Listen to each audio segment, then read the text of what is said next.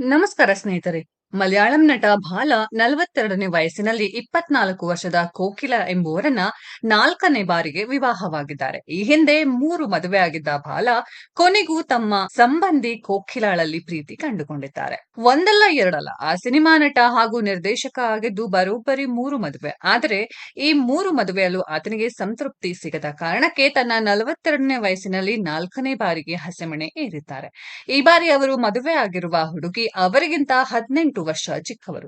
24 ವರ್ಷದ ತಮ್ಮ ಸೊಸೆ ಕೋಕಿಲಾಳನ್ನ ಮಲಯಾಳಂನ ನಟ ಹಾಗೂ ನಿರ್ದೇಶಕ ಬಾಲ ಮದುವೆಯಾಗಿದ್ದಾರೆ. ಹೊಸ ಹೆಂಡತಿ ಕೋಕಿಲಾ ಚೆನ್ನೈ ಮೂಲದವರಾಗಿದ್ದು ಬಾಲ ಅವರ ಸಂಬಂಧಿ. ಬುಧವಾರ ಎರ್ನಾಕುಲಂ ಕಾಲೂರ್ ಪಾವಕುಲಂ ದೇವಸ್ಥಾನದಲ್ಲಿ ಮದುವೆಯಾಗಿದ್ದಾರೆ. ಕೇವಲ ಆಪ್ತ ಕುಟುಂಬದವರು ಹಾಗೂ ಸ್ನೇಹಿತರು ಮಾತ್ರವೇ ಭಾಗಿಯಾಗಿದ್ದರು. ನಟ ಬಾಲ ಅವರು ನಿರ್ದೇಶಕರಾಗಿ ಪಾದಾರ್ಪಣೆ ಮಾಡಿದ್ದು ಸ್ಯಾಂಡಲ್ವುಡ್ ಚಿತ್ರದ ಮೂಲಕ. ಅದಕ್ಕೂ ಮುನ್ನ ನಟರಾಗಿದ್ದ ಬಾಲ 2012ರಲ್ಲಿ ದಿ ಹಿಟ್ ಲಿಸ್ಟ್ ಕನ್ನಡ ಸಿನಿಮಾದ ಮೂಲಕ ನಿರ್ದೇಶನಕ್ಕೆ ಇಳಿದಿದ್ದರು.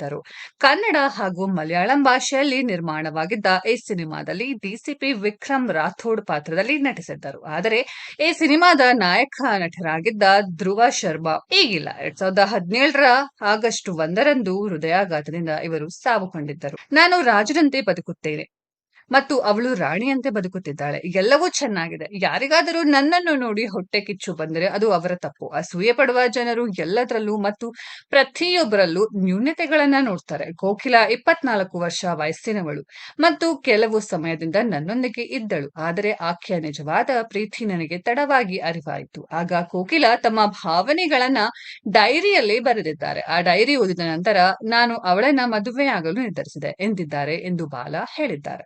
ಬಾಲ ಮೊದಲು ಚಂದನ ಸದಾಶಿವ ಎನ್ನುವ ಹುಡುಗಿಯ ವಿವಾಹವಾಗಿದ್ದರು.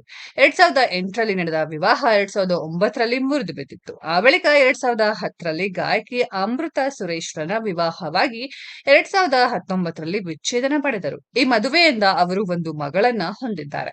2019ರಲ್ಲಿ ವಿಚ್ಛೇದನ ಪಡೆಯುವುದಕ್ಕಿಂತ ಮೊದಲು 4 ವರ್ಷಗಳ ಕಾಲ ಇವರು ಬೇರೆ ಬೇರೆಯಾಗಿ ವಾಸಿಸುತ್ತಿದ್ದರು. ಆ ಬಳಿಕ 2021ರಲ್ಲಿ ಡಾಕ್ಟರ್ ಎಲಿಜಬೆತ್ ಅವರನ್ನ ತಮ್ಮ ಸಂಗಾತಿಯನ್ನಾಗಿ ಮಾಡಿಕೊಂಡರು. ಎಲಿಜಬೆತ್ ನಿಂದ ಬೇರ್ಪಟ್ಟ ನಂತರ ಸೋದರ ಸೊಸೆ ಕೋಕಿಲಾ ಇವರ ಜೀವನದಲ್ಲಿ ಬಂದಿದ್ದಾರೆ. 2024ರ ಅಕ್ಟೋಬರ್ 23ರಂದು ಇವರ ವಿವಾಹ ನಡೆದಿದೆ. ಇದು ಅವರ 4ನೇ ಮದುವೆ ಎಂದು ಹಲವಾರು ವರದಿಗಳು ಹೇಳ್ತಿವೆ. ಆದರೆ ನಟ ಇವೆಲ್ಲವೂ ವದಂತಿಗಳೆಂದು ಅಲ್ಲಗಳೆದಿದ್ದಾರೆ. ಸ್ನೇಹಿತರೆ, ಈ ನಟನ ಬಗ್ಗೆ ನಿಮ್ಗೇನ್ ಅನ್ಸುತ್ತೆ ಅನ್ನೋದನ್ನ ಕಾಮೆಂಟ್ ಬಾಕ್ಸ್ ಅಲ್ಲಿ ಕಾಮೆಂಟ್ ಮಾಡಿ.